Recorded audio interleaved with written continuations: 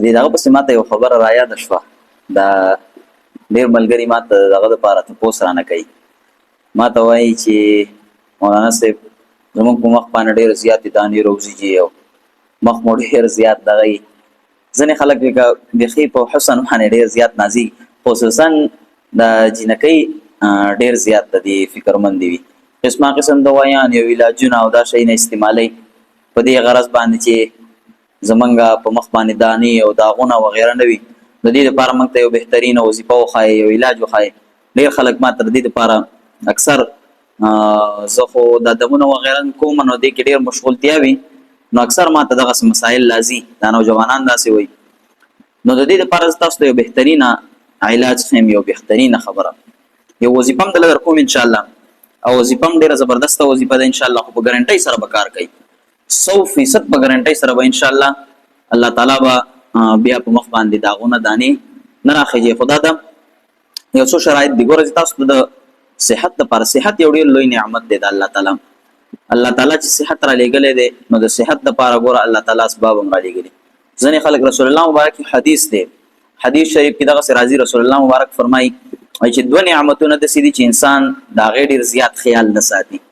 یو د انسان صحت دی، رسول الله مبارک فرمایي، او بل د انسان وخت. د دې دوه شیونو انسان ډېر زیات خیال نه ساتي، حالانکه د دې خیال ساتل پکار دي دا دواړه څیزونه.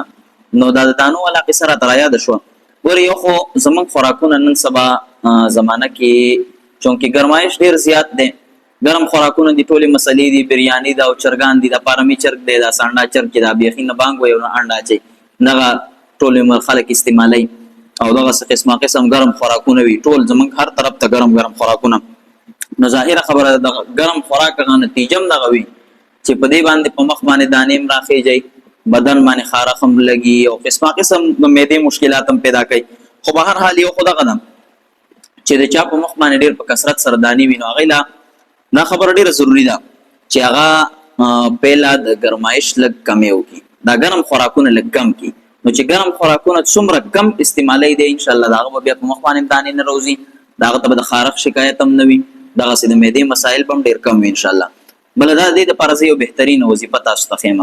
هغه وظیفه دا ده چې د هر مونځ نه بعد یا کم از کم د سحر او د ماښام د مونځ نه بعد، د هر مونځ نه بعد او یا کم از کم د سحر او د ماښام د مونځ نه بعد په پابندۍ سره 313 پیرې ځان ته که د هر مونځ نه پس وایې دا به ډېره اسانه وي. د هر مونځ نه وروستو ځان ته یو لیمټ وټاکئ، نو دا په 5 مونځونو باندې تقسیم کړئ چې 313 پیرې د هر مونځ نه وروستو څو پیرې راځي، دغه تقسیم سړی وکړي. او بیا د دې په اندازې سره مسلمة لا شیة فیها، دا د قرآن آیات مبارکه دی، مسلمة لا شیة فیها، دا په تیلو باندې یا په اوبو وغیره باندې یا په داسې ټوک ملهم وي چا سره په هغې باندې یا چې جینکۍ وغیره کم کریم استعمالوي، هلکان د مخ دپاره څه شی استعمالوي، نو د هغې باندې د پاسه دم شي او بیا هغه په مخ باندې ولګي، انشاءالله په مخ باندې به بیا داغونه او دانې نه پاتې کېږي. دا ډېره بهترینه وظیفه ده او ډېره ازموده، ما ډېرو ملګرو ته ورکړې ده او هغوی پې عمل کړی ماشاءالله، نو ډېر ښه زبردست ریزلټ یې دی. نو انشاءالله امید دی چې بیا به داسې قسمه مسایل نه راځي، د ته به مخې ته نه پېښ کېږي انشاءالله. نو په دې باندې عمل وکړئ. خصوصي دا یو ډېره ماته ډېره پیرې ماته ملګرو ویلي راته رایاده شوه، نو ځکه مې دا مسله ذکر کړه. ښه جي.